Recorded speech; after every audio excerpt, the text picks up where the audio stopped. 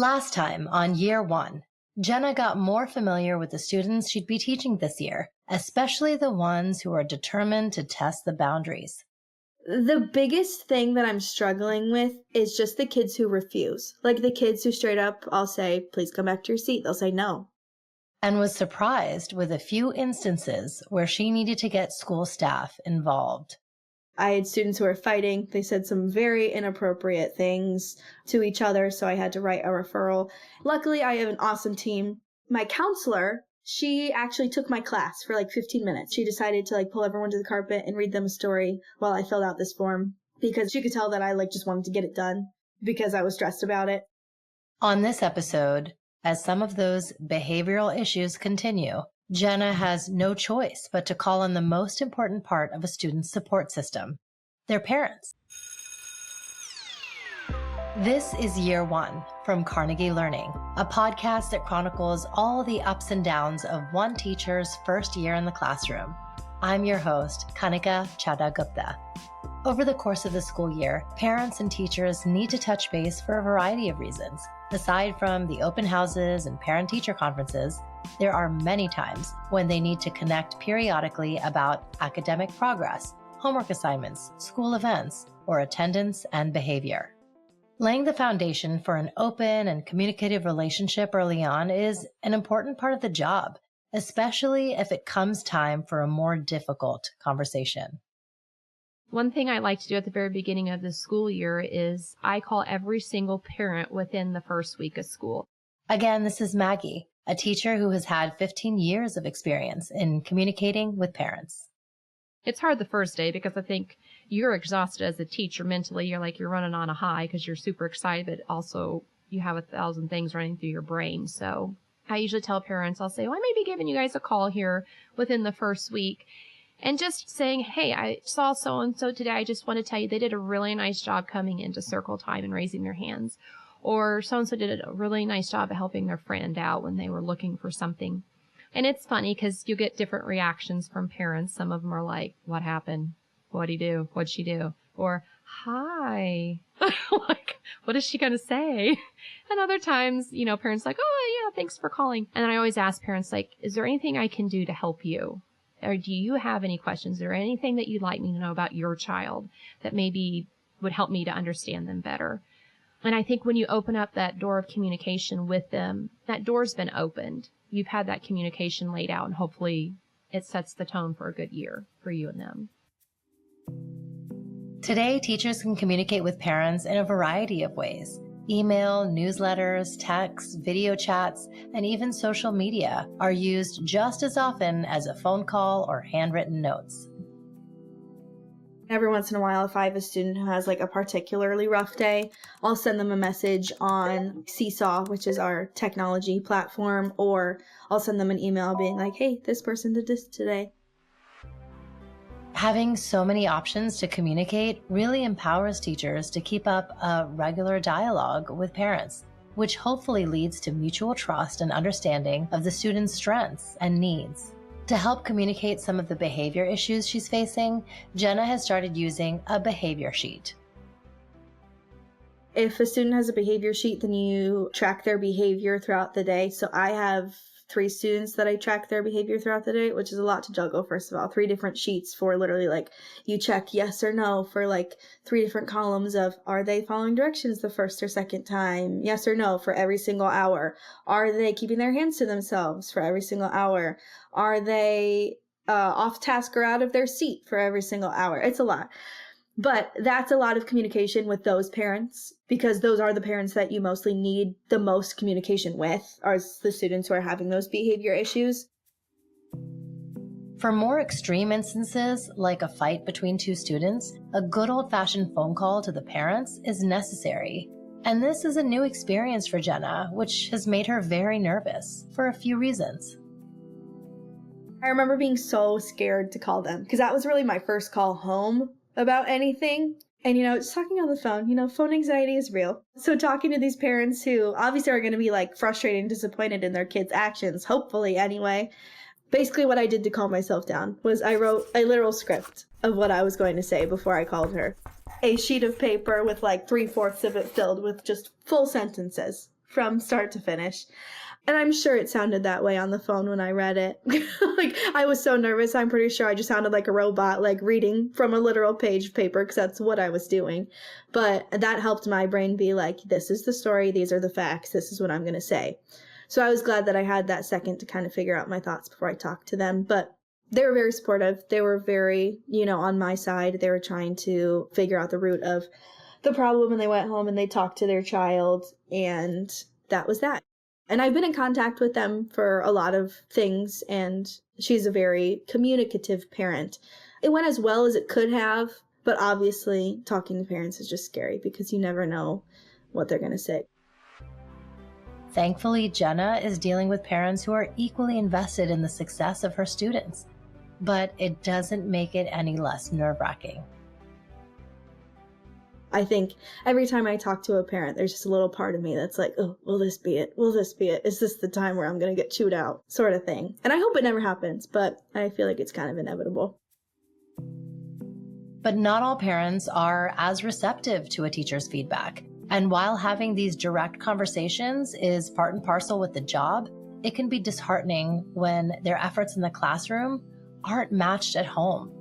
Maggie shares one experience with a parent that nearly made her quit teaching altogether. I had a parent that at the time I had their student, and this student had some major behavioral issues. And I tried reaching out and talking to the parent and everything, and this child was screaming and yelling at me, calling me names, saying I was an evil, ugly lady. And then like 5 seconds later, the student would tell me that they were sorry, running around the room, and I would try to get support and different things. And because I think the school I was at, there was a lot of behavioral issues and we didn't have enough support for these students, that, you would take them for a break and they'd come back in 5 minutes. And I tried talking to the parent, just saying, how it was affecting their child's education, other people's, and trying to set up things, behavioral plans. I would chart this child's behavior, and we would check in the morning and before lunch and after lunch at the end of the day. And we talked about procedures and life skills, and send this paper home and have the mother of this child sign it, which wasn't very often. And whenever I would reach out to this parent, they just pretty much told me it was my fault. So we finally decided to sit down and try to talk to the mom as like a committee. When I say committee, like myself, my principal, psychologist, special ed teacher, and just say, hey, we're trying to get some things figured out for this child. And up until that point, I was exhausted. I mean, it's emotionally, mentally draining when you have a kid who screams at you 1 minute and then says they're sorry, and then they get mad and they start beating their head on a lunch table. And not only it's that child, but it's half your class that's having some issues and stuff. So education was not a top priority, unfortunately. I felt like that year it was more survival and just getting kids ready to even step into the classroom to try to learn, because there were other students that were having issues and I didn't have an aide, So anyway, we had a parent meeting, and this parent went off on me and was yelling at me during this meeting. And we were trying to talk to this parent, and she was saying things that I had said in conversation. And I had told my principal, I said, that is not what was said. And I said I was very open with her, trying to give her all this documentation, trying to reach out to her. And she was telling everybody that I had said and done this stuff and I hadn't. And so my principal pretty much told me that I needed to apologize for something that I hadn't done. And it was like kind of like the straw that broke the camel's back. You can only take so much mentally, emotionally, and get up and do it every day. So I went home. I was not happy. Usually I think I'm a pretty happy-go-lucky person. And I told my husband, I said, I'm done teaching. I don't enjoy it anymore. I was to the point like, I don't think I have anything else to give. With stories like Maggie's, it's no wonder over 40% of teachers quit within the first 5 years. Burnout and job dissatisfaction are easy to come by when you feel like you're facing these challenges alone. Successful connections with parents, though, those can be transformational for all involved and really reinforce why an educator's job can be so special. One experience in particular has Jenna absolutely buzzing with excitement. One of my students, I could tell on Friday, he's such a great kid. And I could tell that he was just getting so annoyed with everyone around him. Like, everyone was just talking, and he was like, he had his eyes on me the whole time. I could tell that he was just like over it. So I made a point to like message his mom at the end of the day and be like, hey, I just want to let you know that like your kid is doing such a great job in school. He's so respectful, so kind, so on task, even when people around him aren't. So just like wanted to give him that shout out and let you know you should be proud of him. And that was really the first time I've done one of those reach out to home for just like a random positive sort of thing. But it was just so nice because her response was like, oh, thank you. Like, he's never been a problem kid, so we never get much feedback on him. Like, this kind message means so much to parents. So like, thank you so much. When I got the response, I was with my boyfriend and I read it and I was like, oh, look how nice this message is. And I like showed him, I was like, read it. Look, like, oh my gosh, I'm making a difference. She's proud of me and she's proud of him. Wow, look at us go. So in the moment, it just made me really happy. Even with a kid who looked so down in the dumps, I like still was able to make that connection. And I'm glad that there's other ways that I found out that I can make that happen too. Now, do I know if the mom like shared it with him at home? No, but I know that made the mom feel good, which in turn hopefully translated to getting a nice little proud of you, bud, at home.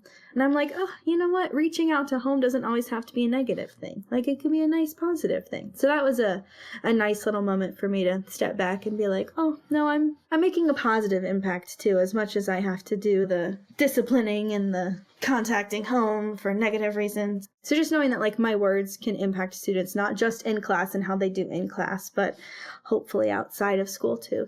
I will definitely try to pull at least a few per quarter just to do a nice little touch base with the parents. This is Year One, an exploration of one teacher's first year in the classroom, brought to you by Carnegie Learning. Join us for the rest of the series as we follow Jenna through every moment. And be sure to follow Miss.McNulty on Instagram and TikTok to keep up with her. For additional exclusive content, free teaching resources, and more, visit year1podcast.com.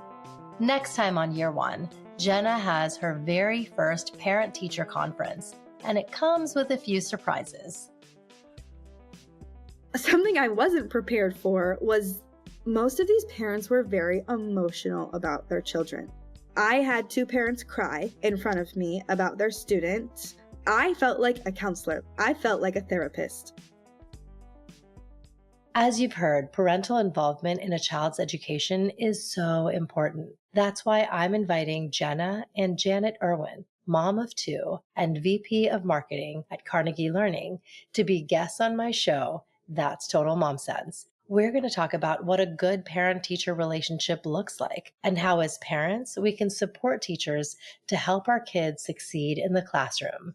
The episode is live, so click the link in the show notes to listen and visit thatstotalmomsense.com for more.